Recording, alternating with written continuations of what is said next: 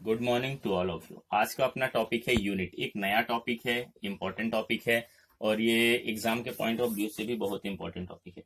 तो सबसे पहले देखते हैं कि यूनिट होता क्या है, मात्रक क्या कहलाता है। तो सबसे पहले अपन मात्रक की परिभाषा देखते हैं। तो मात्रक की परिभाषा क्या हो गई कि या पिंड किसी वस्तु या पिंड के मानक या मापन, मानक मापन क्या बोल सकते हैं अपन, मानक मापन की इकाई, मानक मापन की इकाई को मात्रक कहते हैं। ठीक है, क्या कहते हैं, मात्रक कहते हैं। क्या हो गई परिभाषा, समझ में आ गई कि मात्रक किसे कहते हैं। किसी वस्तु या पिंड के मानक मापन की इकाई क्या कहलाती है, मात्रक कहलाती है। और मात्रक होते कितने प्रकार से हैं, दो प्रकार से होते हैं। मात्रक कितने प्रकार से होते हैं, दो प्रकार से होते हैं। एक होता है आपका मूल मात्रक, एक होता है मूल मात्रक और दूसरा क्या होता है आपका,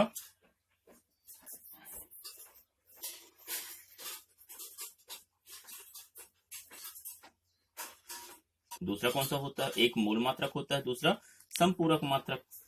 ठीक है, कौन सा मात्रक होता है, व्युत्पन्न मात्रक या संपूरक मात्रक। कौन सा मात्रक, व्युत्पन्न मात्रक। पहला मूल मात्रक, दूसरा व्युत्पन्न मात्रक। अब सबसे पहले आइए देख लेते हैं कि मूल मात्रक की परिभाषा क्या हो गई।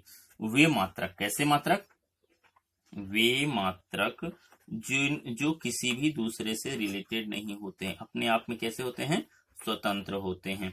तो वो मात्रक क्या कहलाते हैं, मूल मात्रक कहलाते हैं। ठीक है, तो वे मात्रक जिनको आसानी से, वे मात्रक जिनको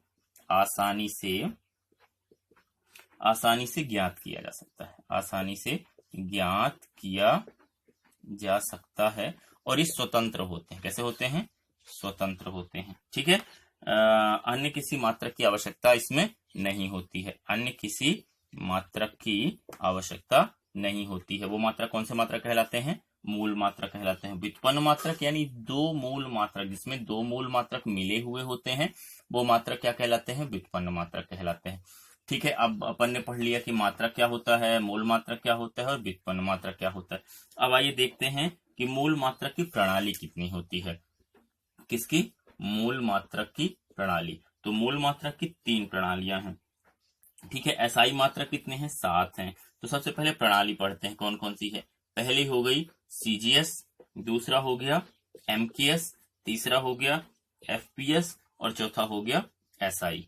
ठीक है, अंतरराष्ट्रीय प्रणाली हो गई, एफपीएस ब्रिटिश प्रणाली हो गई, सीजीएस हो गई और एमकेएस हो गई। ठीक है, तो सीजीएस का मात्रा, सीजीएस का फुल फॉर्म क्या होता है, सेंटीमीटर, क्या होता है, सेंटीमीटर, ग्राम और सेकंड। तो सेंटीमीटर किसका मात्रक हो गया, सेंटीमीटर मात्रक हो गया आपका लंबाई का, ग्राम हो गया द्रव्यमान का और समय हो गया, सेकंड का हो गया समय। इसी प्रकार से मीटर, किलोग्राम और क्या हो गया, सेकंड। तो मीटर हो गया लंबाई का मात्रक, किलोग्राम मात्रा का यानी द्रव्यमान का और समय का हो गया second. FPS foot pound second, क्या हो गया, फुट पाउंड और सेकंड। तो फुट किसका हो गया, लंबाई का, पाउंड हो गया मात्रा का और समय हो गया सेकंड का। और कुछ एसआई यूनिट्स होती हैं। अब एसआई यूनिट यानी अंतरराष्ट्रीय मात्रक जो होते हैं। ठीक है, अब देखते हैं कि एसआई यूनिट कौन कौन सी है। तो मूल रूप से जो एसआई यूनिट है वो कितनी है, 7 है। तो सीजीएस समझ में आ गया, एमकेएस समझ में आ गया, ब्रिटिश समझ में आ गया। अब देखते हैं कौन कौन सी एसआई यूनिट कौन कौन सी है। एसआई यूनिट हो गई आपकी, जैसे लंबाई हो गई, लंबाई हो गया, द्रव्यमान हो गया, ये याद रखने वाली चीजें बहुत हैं। समय हो गया, ताप हो गया, विद्युत धारा हो गई, विद्युत धारा हो गई। इसके बाद ज्योति की तीव्रता हो गई, ज्योति तीव्रता, ज्योति की तीव्रता और पदार्थ की मात्रा, पदार्थ की मात्रा हो गई। ठीक है, तो अब सबसे पहले देख लेते हैं कि लंबाई का मात्रक क्या होता है, मीटर होता है। क्या होता है, मीटर, जिसको एम से दर्शाते हैं। द्रव्यमान का किलोग्राम, केजी से दर्शाते हैं। समय सेकंड।